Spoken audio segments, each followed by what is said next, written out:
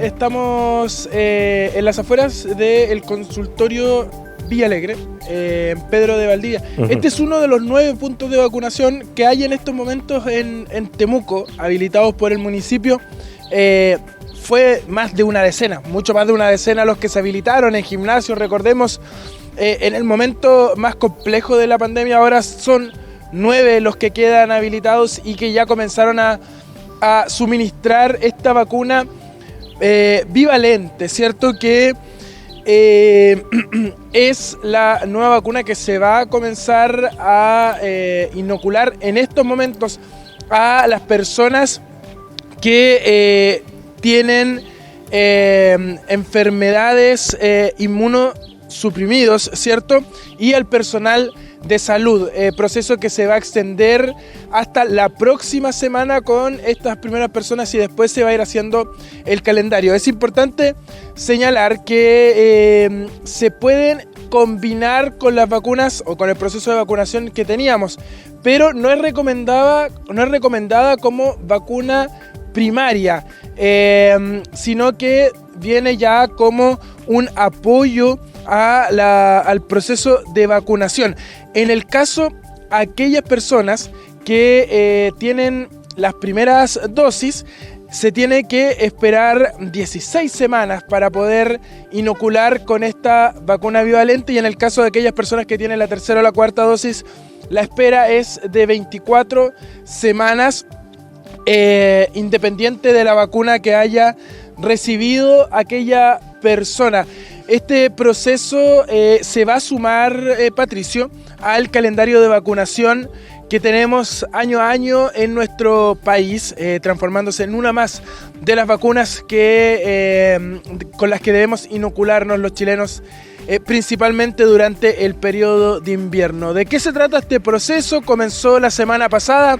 Es el Seremi de Salud, Andrés Cuyul, que nos da más detalles. Escuchamos lo que nos dijo.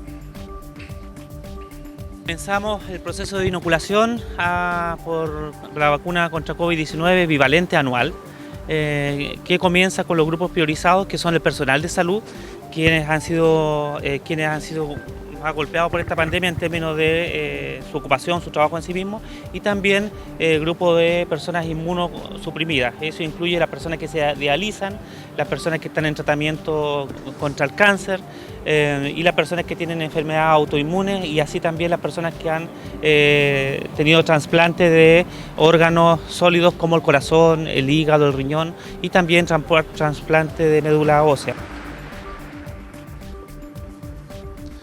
Sí, es importante que aquellas personas que están dentro de este calendario, ¿cierto, Patricio?, sean las que acudan a vacunarse. Ya se está haciendo aquellos que, por ejemplo, están en centro de diálisis, se ha acudido al mismo lugar donde están estas personas. De hecho, en este punto es donde hace más énfasis el Seremi de Salud. Escuchemos bien esta situación. Bueno, el llamado principalmente es a las personas que ya cumplieron sus 6 meses con la cuarta dosis y pertenecen a estos grupos de riesgo, como el personal de salud, inmunosuprimidos, es que acudan a vacunarse. La vacuna es segura, está aprobada por el Instituto de Salud Pública y somos el primer país latinoamericano que cuenta con esta vacuna, y vamos a ser de los primeros países en el mundo que vamos a comenzar este proceso de vacunación anual, así como es la vacunación contra influenza. Y efectivamente nosotros estamos esperanzados que vamos a tener una muy buena cobertura y aceptación, como lo estamos demostrando el día de hoy acá en el Hospital de Padre Las Casas. Bueno, si bien, Patricio, partimos bien como país en cuanto al proceso de vacunación, este se ha ido estancando. De hecho, con la última dosis el porcentaje alcanza el 50% y por muy poco. Ha sido un proceso más lento con el correr de los meses, y eso ha disminuido también con el aumento de libertades, con la disminución de restricciones en la Araucanía en general. Vamos a ver cómo se va a desarrollar este nuevo proceso, que, como lo decía muy bien el Seremi, es parte de el calendario de vacunación, tal como lo es, por ejemplo, la vacuna de la influenza. Es decir, va a ser una vacuna anual de carácter voluntario y gratuito para aquellas personas que deseen hacerlo en las fechas que obviamente se van a ir anunciando por parte de la autoridad sanitaria. Hay un requerimiento o un proyecto de ley, al menos lo comentó el diputado Ojeda, en el sentido de suspender la inoculación de esta vacuna mientras no se tenga evidencia científica de los eventuales efectos colaterales que pudiera provocar. ¿Se pronunció al respecto el Ceremi? Bueno, la vacuna está aprobada por el Instituto de Salud Pública, Patricio. De hecho, lo planteó el Ceremi que no hay riesgo alguno al contar con la aprobación del Instituto de Salud Pública en ese aspecto, que la gente debe estar tranquila y recordemos que los procesos de vacunación no son obligatorios en nuestro país, son de carácter voluntario. La recomendación es hacerlo entendiendo que ayuda a evitar que las personas terminen hospitalizadas de gravedad, que fue uno de los grandes problemas que tenía el coronavirus durante estos 2 años y que con el proceso de vacunación demostró que se logró disminuir esos números a nivel regional y nacional. Ahora, ¿cuándo empezaría efectivamente esta inoculación, Carlos? Perdón, no te escuché la... ¿Cuándo comenzaría la inoculación para los primeros grupos de riesgo, más bien? Ya comenzó y se extiende los primeros grupos hasta la próxima semana, hasta el 28 de octubre. Y de ahí ya se va desarrollando con un calendario como lo vimos con el proceso inicial de vacunación en este inicio de la vacunación bivalente.